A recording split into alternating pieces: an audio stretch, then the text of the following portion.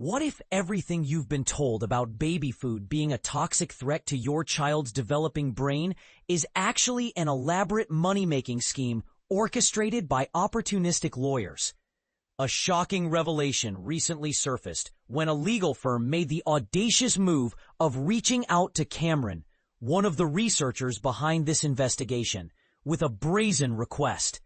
They wanted help amplifying their lawsuit campaign targeting baby food companies, armed with alarming claims that would make any parent's blood run cold. Their pitch? That everyday baby food ingredients, the very rice cereals, sweet potato purees, and fruit blends parents trust, are secretly harboring deadly concentrations of heavy metals like arsenic, lead, cadmium, and mercury. But here's where it gets controversial. These lawyers weren't just claiming minor health risks. They were boldly linking these trace metal exposures directly to autism spectrum disorders and severe developmental delays in children. They pointed to brown rice syrup containing arsenic levels above 100 parts per billion and highlighted cinnamon as a dangerous lead source, all while referencing a single product recall from 2023 involving cinnamon apple baby food pouches. However, what this legal pitch conveniently omitted reveals the true nature of this fear-mongering campaign. Let's examine what really happened with that infamous recall the lawyers love to cite. North Carolina health authorities first alerted the FDA about elevated lead levels found in Wanabana brand products. This discovery ultimately resulted in the complete bankruptcy of the American company and forced the permanent closure of their Ecuadorian cinnamon supplier. By October 2024, the CDC had documented 130 cases of elevated blood lead levels. But here's the crucial detail most people miss.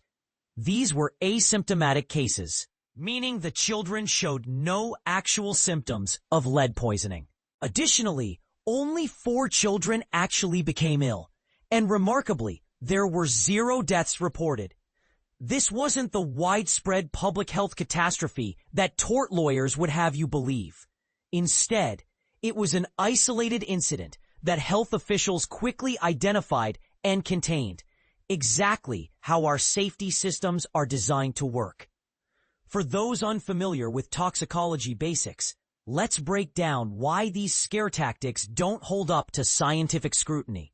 A comprehensive 2025 research review examined daily inorganic arsenic exposure across the American population and reached a reassuring conclusion. The levels most Americans encounter, including through baby foods, don't reach thresholds that pose elevated health risks.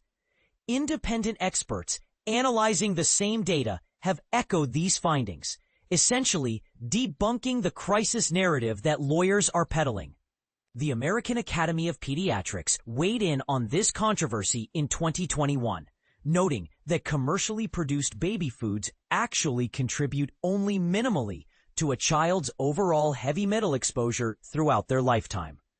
A separate 2016 scientific study specifically examining lead content in U.S. baby food samples detected negligible amounts, levels so low they're considered inconsequential for health purposes. And this is the part most people miss when caught up in the hysteria. Heavy metals exist everywhere in our natural environment. They're found in soil, water, air, and consequently in virtually all foods grown on Earth. Achieving absolutely zero exposure to these elements is literally impossible unless you plan to raise your child in a hermetically sealed bubble. What's more encouraging is that lead levels in children's blood have dramatically plummeted since the 1970s, thanks to removing lead from gasoline and paint. Real environmental victories that dwarf any concerns about trace amounts in baby food. This entire controversy represents a disturbing pattern where trial lawyers manufacture panic to generate lucrative lawsuits. American baby food manufacturers operate under strict regulatory oversight, with products undergoing rigorous testing before reaching store shelves. When companies do occasionally sell unsafe products, as in the Wanabana case, they face immediate regulatory action and often financial ruin, proving the system works. But here's where it gets controversial.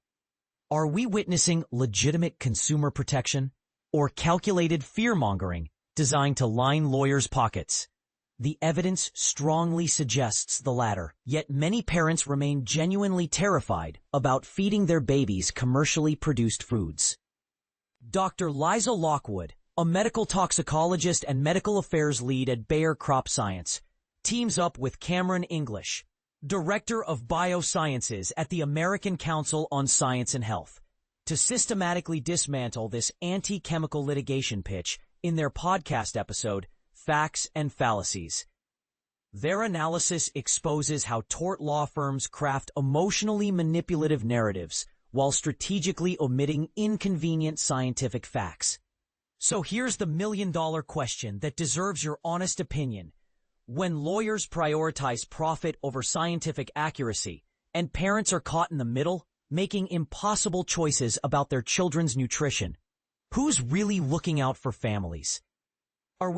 Do you think these lawsuits serve legitimate consumer protection purposes?